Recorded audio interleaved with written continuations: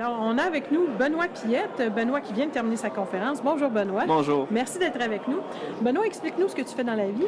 Ben moi, je suis architecte de solutions. Je travaille chez Think. Think, c'est une boîte qui fait évidemment des sites web, des applications mobiles, toutes sortes de choses. On est connu beaucoup pour Saint-Hubert, Métro, Brunet, c'est nous autres. On a une filière aussi qui s'appelle Bcom, qui fait des choses pour les États-Unis, donc pour Hasbro et Disney, entre autres. Donc, on fait vraiment beaucoup de choses très, très intéressantes. Puis moi, là-bas... Ouais, excuse-moi. Puis moi, là-bas, ben, je suis architecte. Donc, je m'occupe dans le fond, de monter des architectures système, le back-end, le front-end, communiquer aux clients, expliquer aux clients comment ça fonctionne, parce que de faire le passage, dans le fond, des besoins d'affaires, de communication vers la technologie, moi, je regarde beaucoup ces choses-là, c'est super intéressant. Oui, oui. Et puis, en fait, j'étais intégrateur HTML quand j'étais jeune, parce que là, j'ai plus de cheveux.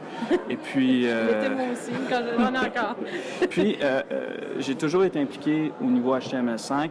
À un moment donné, quand Internet Explorer, je pense que c'était 6 dans ce temps-là, était à 98% du marché. Tout le monde voulait qu'on fasse juste des sites web qui marchent juste sur Internet Explorer. Dans ce temps-là... il n'y avait pas grand-chose d'autre. Oui, c'est ça.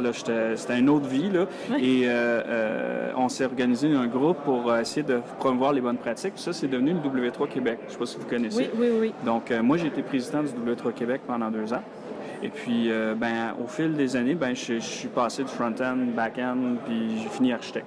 Ah, c'est quel beau parcours! Puis pour garder, comment je dirais ça, tu sais, pour que je sois, parce que je fais bien des visios, moi, pour que les développeurs m'écoutent, il faut des fois que je touche un peu à du code pour mettre à jour, puis c'est pour ça que je fais des présentations. Ah, oui, puis dans le fond, ça prend quelqu'un pour ouvrir, ça prend quelqu'un pour expliquer, la communication là-dedans, c'est toujours bien important. Alors, quelle a été donc, justement, via la communication, ta conférence, le sujet de ta conférence? Ce qui est intéressant, HTML5, dans le fond, c'est nouveau depuis 5 ans. Oui. OK? Donc, ça veut dire que des choses sont plus nouvelles que d'autres.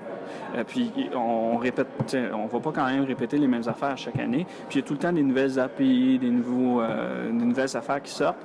HTML 5.1 vient d'être commencé par le W3C. Donc, il y a des éléments qui sont spécifiques à ça. Fait que là, moi, j'ai pris quelques éléments que j'avais le temps de travailler dessus. Puis, j'ai fait un paquet de vignettes là-dessus. C'est tout disponible sur mon site web. Je vais vous répondre sur Twitter.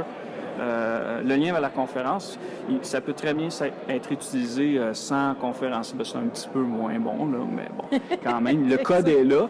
Donc, c'est toutes des choses très simples. Parce que moi, je suis comme tout le monde, j'ai pas le temps de faire des présentations, j'ai pas le temps de m'auto-former. Oui. Donc, le code qui est là est facile à utiliser. Si moi, j'étais capable de le faire, vous autres aussi. Oui, voilà, c'est beaucoup ça. Hein? OK, donc, quels seraient à ce moment-là les points importants à ne pas oublier de la conférence? C'est difficile à dire parce que c'est plein de petites vignettes. Oui. Moi, j'aime bien l'API Web Audio. On peut faire de la musique avec ça. On peut construire un synthétiseur avec. On peut construire des pédales de distorsion, des choses comme ça, pour passer sa guitare dedans. C'est très, très, très, très fort. Nous, ce qu'on a montré pendant la présentation, c'est un petit, ce qu'on appelle un Theremin. Vous regardez la présentation, mais ça fait du bruit avec un iPad. OK.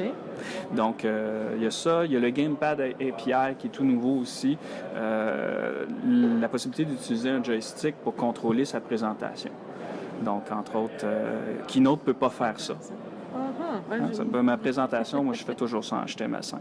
Une présentation sur HTML5, il faut que ce soit en HTML5. Ben voilà, c'est le principe. On y va jusqu'au bout. C'est très oui, exactement. Y a-t-il un dernier point?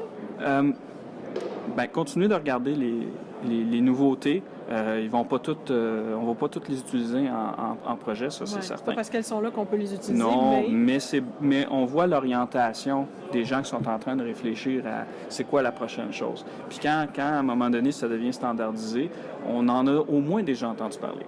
Ah, mais c'est un bon truc, ça, je l'aime bien. Merci beaucoup, Benoît. Mais ça me fait plaisir. Bonne journée. Bonne journée.